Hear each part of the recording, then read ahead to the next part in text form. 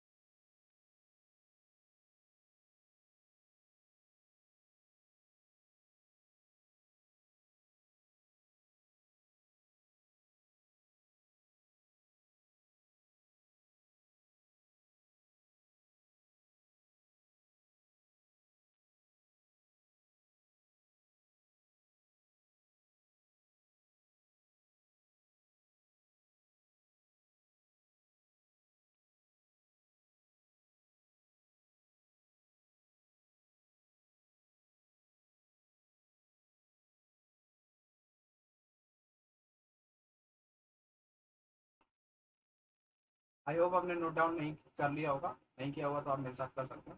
चलिए, हम बोर्ड पे चलेंगे। हमारा पहला टॉपिक है resources and planning in India. Resources and planning in India, इसके बारे में पढ़ेंगे, किस तरीके से रिसोर्सेज की प्लानिंग होती है इंडिया में, क्या हुई है अब तक। पहला क्या है? Identification and inventory of resources across the region of country. सबसे पहले क्या होती है? आइडेंटिफिकेशन होती है, और इन्वेंट्री रिसोर्सेज की जितने भी हमारे रीजन है कंट्री में, वो कौन करता है? गवर्नमेंट कराती है। दूसरा क्या है? This involve surveying, mapping and qualitative and quantitative estimation and measurement of the resource. इसमें क्या क्या चीजें इन्वॉल्व होती हैं रिसर्च में? एक तो सर्वे करते हैं, अलग अलग जगहों पे जाके, अलग अलग ज्योग्राफिकल कंडीशन पे जाके मैपिंग, मैप लोकेशन उसकी बनाते हैं। And qualitative and quantitative estimation उसका यूज होता है कि कितना इसमें पैसा लगेगा या कितना बजट की जरूरत है।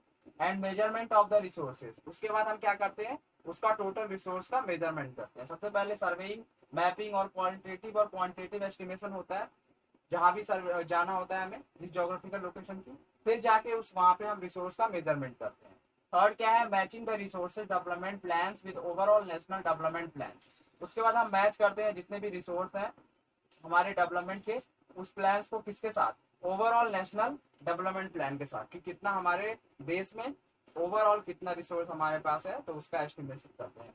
तो रिसोर्स एंड प्लानिंग इसी तरीके से होती है। सबसे पहले आइडेंटिफिकेशन हो जाती है कि कहाँ कहाँ पे है। उसके बाद उसका जितने भी हमारे इन्वेंट्री रिसोर्सेस हैं उसके अलग अलग रीजन हम आइडेंटिफाई कर लेते हैं। उसके बाद उसकी मैपिंग होती है, जोग्राफिकल कंडीशन हम फाइंड करते हैं। उसके बाद हम उन रिसोर्सेस को फाइंड करते हैं। तो ये था हमारा resources and planning in India. चलिए, हम नेक्स्ट टॉपिक पे चलते हैं। रिकॉर्ड कर लेने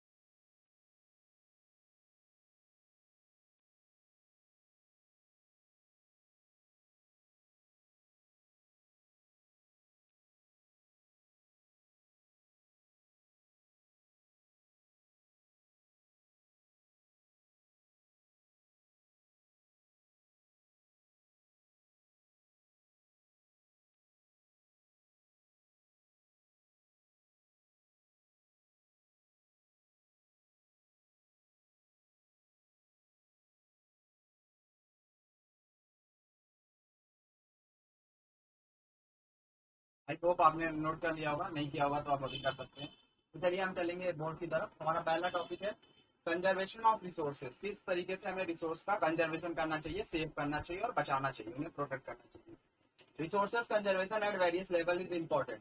Resources conservation at various level is important. Resource conservation हमें हर एक लेवल पे इम्पोर्टेंट है, हमें उसको करना कर चाहिए, सेव करना चाहिए, उसे कंजर्व करना चाहिए। Gandhi ji was very apt in voicing his concern about resource conservation. Gandhi ji भी बहुत ही रिसोर्सेज को बचाने के लिए बहुत,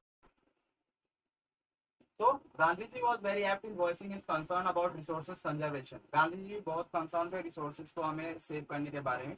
उनका एक वर्ड था, there is enough for everybody need and not for anybody greed. There is enough for everybody need and not for anybody greed. उनका क्या बोलना था कि हमारे पास इतना रिसोर्स है कि सारे सबकी जरूरतें पूरी हो सकती हैं, बस किसी के लालच की जरूरतें पूरी नहीं हो सकती। अगर कोई ग्रीडी इंसान है तो उसके लिए रिसोर्सेज कम पड़ जाएंगे, क्योंकि वो हर चीज का एक्सप्लॉयटेशन करेगा। तो हमें रिसोर्सेज को हर एक स्टेज पे हमें क्या करना चाहिए, सेव करना चाहिए, कंजर्व करना चाहिए। हमारे माइंड में हम कोई भी रिसोर्स, नेचुरल रिसोर्स यूज कर रहे हैं तो हमारे दिमाग में हमेशा ये होना चाहिए क्या हमें जरूरत है या नहीं है, हम कितना उसको मिनिमम यूज करें, उसको वेस्ट ना करें, अब आने वाली अपने फ्यूचर जनरेशन के लिए उसको बचा कर रखें। अदरवाइज सारे रिसोर्सेज खत्म हो जाएंगे, हम उन्हें दोबारा बना नहीं पाएंगे। तो इसके लिए बड़े बड़े लोगों ने, गांधी जी ने, बड़े बड़े लोगों ने ये चीजों को बोला है, हमें रिसोर्सेज को इतना स्मार्टली यूज करना है, हमें उसको एक्सप्लॉइट नहीं करना है। तो उसके लिए क्या है, हर लेवल पे प्लानिंग होती है, हमें अपने रिसोर्सेज का पता लगाना होता है, एस्टिमेशन होता है उसका कितना रिसोर्स है नेशनल लेवल पे, स्टेट लेवल पे, उसके अकॉर्डिंग हम उसका यूज करते हैं। तो गवर्नमेंट को भी चाहिए कि इसमें थोड़ा सा लोगों को अवेयर करे, लोगों को खुद भी अवेयर होना चाहिए, उन्हें पता है कि सारी चीजें वाटर से लेकर हर चीजों का स्कैरिसिटी होता जा रहा है, कम से कम होती चीजें चली जा रही है, तो हमें कम से कम उसका मिनिमम यूज करना चाहिए। तो चलिए, ये था रिसोर्सेज एंड डेवलपमेंट का टॉपिक। चलिए हम चलेंगे नेक्स्ट टॉपिक पे।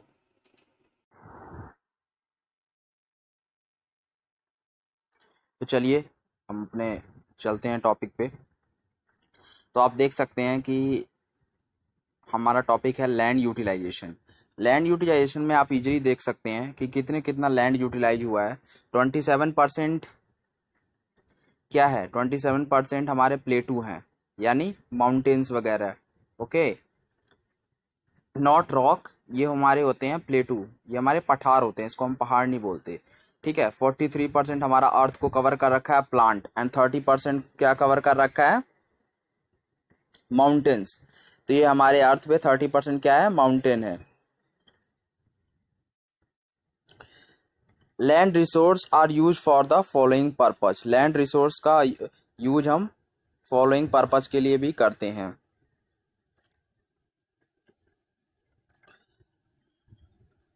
पहला है forest. Forest land not available for cultivation. देखो लैंड रिसोर्सेज का यूज कहाँ कहाँ पे है, एक तो फॉरेस्ट है, दूसरा है कि हमारा कल्टीवेशन के लिए लैंड है ही नहीं, अवेलेबल ही नहीं बचा हमारे खेती वगैरह के लिए। दिन दिन प्रतिदिन डेली वेजेस में हमारा डेली हमारा क्या होता जा रहा है, डे बाय डे ये कम होता जा रहा है खेती के लिए हमारे जितने भी रिसोर्सेस हैं। Barren and wasteland, land put to non agriculture use, building, road, factories. हमारे पास अब लैंड ही नहीं बची, तो हम क्यों, क्योंकि हम वेस्ट करते जा रहे हैं लैंड को कहाँ पुट करते जा रहे हैं, नॉन एग्रीकल्चर एक्टिविटी के लिए, जैसे बिल्डिंग बनाते चले जा रहे हैं, रोड्स बनाते चले जा रहे हैं, फैक्ट्रीज के लिए यूज करते जा रहे हैं। Other uncultivated land excluding follow land, और अदर जो हमारा जो बचता है उसका हम क्या करते हैं, permanent pastures and grazing land, जहाँ पे बहुत ज़्यादा ग्रेजिंग हो रखी है, जहाँ का सॉइल की क्वालिटी खत्म हो चुकी है एक तरीके से। Land under miscellaneous trees, crops not included in nets sown area. या तो हमारा लैंड अब कहाँ बचा हुआ है, बिल्कुल अलग तरीके से, अलग अलग अजीब ऐसे डिफिकल्ट कंडीशन में है जहाँ इसका हम यूज नहीं कर सकते। ठीक है, culturable waste land left uncultivated for more than 5 agricultural year. कई जगह ऐसा है कि कल्चरेबल रिस्ट्रिक्शन है, वहाँ पे हम उसको एग्रीकल्चर के लिए यूज नहीं कर सकते। Current follow left without cultivation 1 और लेस देन 1 एग्रीकल्चर ईयर। सबसे पहला क्या है कि हम कल्टीवेशन का यूज करते हैं,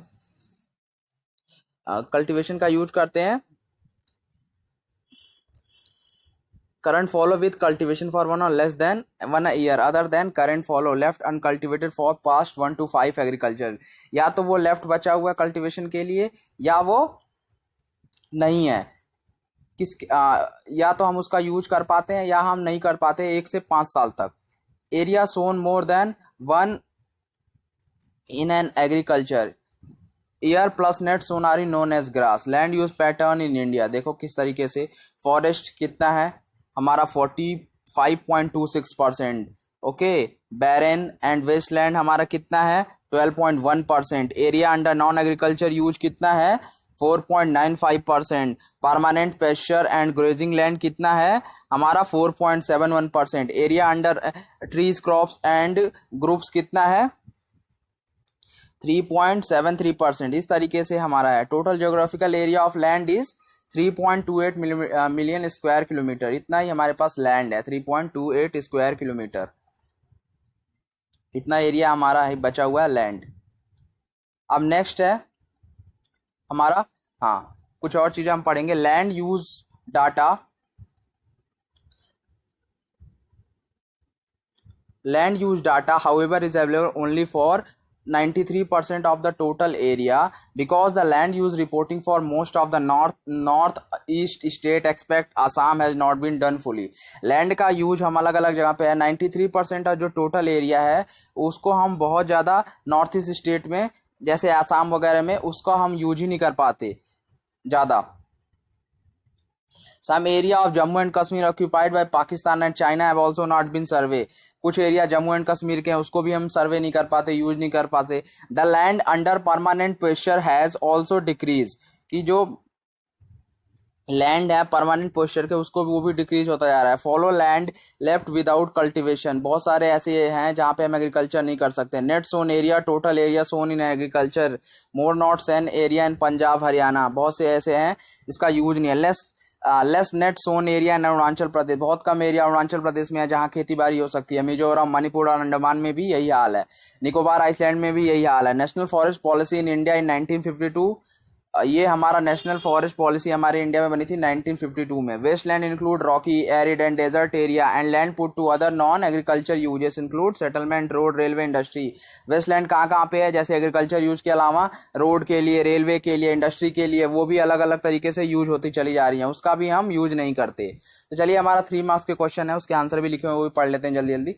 what was the main contribution of Brundtland Commission report 1997। Brundtland Commission report 1987 क्या कहती है? उसका आंसर है the seminal contribution with respect to resource conservation at global level was made by Brundtland Commission report 1987। ये basically ये commission बनी थी 1987 में। सेमिनल कंट्रीब्यूशन था जिसमें हम बहुत सारे रिसोर्सेज का कंजर्वेशन के बारे में ग्लोबल लेवल पे ये कमीशन बना गया था। कौन सा? Brundtland Commission. This report introduce the concept of sustainable development and advocated it as a means for resource conservation which was substantially publish in a book entitle our common future. ये basically क्या था? Sustainable development के लिए use होता था, जिसका purpose था conservation करना।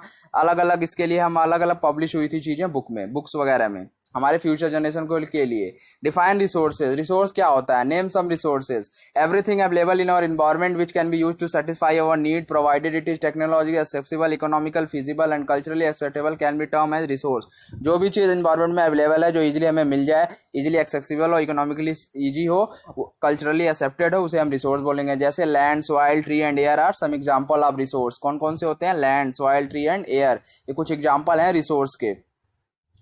हमारा नेक्स्ट क्वेश्चन है, हम चलते हैं नेक्स्ट क्वेश्चन पे।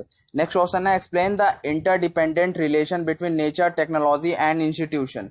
हमें बताइए कि इंटरडिपेंडेंट किस तरीके से रिलेशनशिप है नेचर का, टेक्नोलॉजी का और इंस्टीट्यूशन का। The process of transformation of things available in our environment involve an interdependent relationship between nature, technology and institution. एक ऐसा प्रोसेस जिसमें ट्रांसफॉर्मेशन होता है अलग अलग चीजें का अपने इन्वायरमेंट में, वो इन्वॉल्व होते, वो एक दूसरे पे इंटरडिपेंडेंट होते हैं। For relationship between nature, technology and institution का, इन तीनों का बैलेंस, नेचर, टेक्नोलॉजी और इंस्टीट्यूशन का। Human being interact with nature through technology and create institution to accelerate their economic development. Human being अलग अलग तरीके से इंटरेक्ट होता है नेचर से, टेक्नोलॉजी से और क्रिएट करता है अलग अलग इंस्टीट्यूशन को अपने इकोनॉमिक डेवलपमेंट के लिए। Resource are the function of activity, resources क्या है? फंक्शन है एक्टिविटी का। नेक्स्ट क्वेश्चन है हमारा resources are a function of human activity, elaborate the statement with suitable argument. Natural resources are the free gift of nature but many man made resource are used by the humanity. Natural resource free gift है nature के, but बहुत सारे man made resource हैं जो humanity के लिए use हो रहे हैं। Resources are function of human activity. Resources क्या है? बेसिकली फंक्शन है ह्यूमन एक्टिविटी के लिए। Human being themselves are essential component of resource. Human being खुद ही एक इसेंशियल कंपोनेंट है रिसोर्स का। They transform material available in environment into resource and use them. वो अलग अलग तरीके से ट्रांसफॉर्म करते हैं मटेरियल्स का और वो यूज करते हैं इन्वायरमेंट में उसका। अब अगला क्वेश्चन है हमारा, classify resource on the basis of origin. हम रिसोर्स को क्लासिफाई कीजिए ऑन द बेसिस। पहला कौन सा होगा? बायोटिक रिसोर्स क्या होता है? These are obtained from biosphere and have such life such as human being, flora and fauna, fisheries, livestock etcetera. Biotic resource क्या होते हैं? ये ऑब्टेन्ड होते हैं बायोस्फीयर से, और इसका ये इसमें कौन कौन होते हैं? ह्यूमन होते हैं, flora, fauna, fisheries, livestock. Abiotic resource क्या होता है? All those thing which are compose of non living thing are called abiotic. For example rocks and metal, ये सारे अबायोटिक रिसोर्स होते हैं। Classify resource on the basis of exhaustibility. Resource को किस तरीके से हमें बचाना चाहिए? Renewable resource which can be renew और reproduce by physical, chemical and mechanical process are known as renewable resource. For example solar and wind energy, water, forest and wild life. Non-renewable resource, these occur over a very long geological time. Minerals and fossil fuel are example of such resource. These resources take million of year in their formation. Some of the resources like metal are recyclable and some like fossil fuel cannot be recycled and get exhausted. Non-renewable क्या होते हैं? ऐसे basically ऐसे हमारे resource जो जल्दी हमें नहीं मिलते, काफ़ी टाइम लगता है, इसलिए हमें उनका दिमाग से और सही से यूटिलाइज करके यूज करना चाहिए। हमारा नेक्स्ट क्वेश्चन है, list the problem cause due to indiscriminate use of resource by human being. हमने एक्सप्लॉइट किया, उसकी वजह से क्या क्या हुआ? Depletion of resource for satisfying the greed of few individual, हमने रिसोर्सेज को खत्म किया। Accumulation of resource in few hand, कुछ हाथों में दे दिया बड़े बड़े लोगों को, जो जिसने क्या किया? डिवाइड किया सोसाइटी को अलग अलग सेगमेंट में, हैव एंड हैव नॉट, किसी के पास बहुत है किसी के पास है ही नहीं। Indiscriminate exploitation of resource has led to global ecological crisis such as global warming, ozone layer depletion, environment pollution and land degradation. इसकी वजह से क्या हुआ? ग्लोबल वार्मिंग हुई, इन्वायरमेंटल पॉल्यूशन हुआ, लैंड डिग्रेडेशन हुआ। अगला क्वेश्चन क्या है? What was agenda 21? It is the declaration sign by the world leader in 1992 at the United Nation conference on environment and development, UNCED. एक बेसिकली एक ऐसा declaration जो साइन हुआ था 1992 में, by which organization? United Nation conference on environment and development, यूएनसीईडी।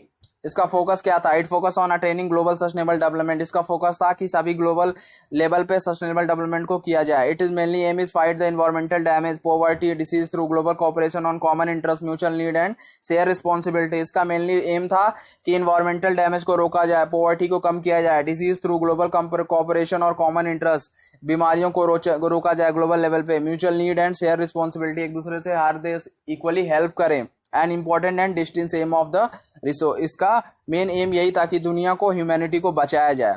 तो ये थे हमारे कुछ चैप्टर, आई होप आपने लाइक किया होगा। चलिए अगली चीजें हम करेंगे नेक्स्ट क्लास में। Please like and subscribe my channel and share also. इस क्लास के साथ जुड़े रहिए और हम आज इस क्लास को रैप अप कर रहे हैं।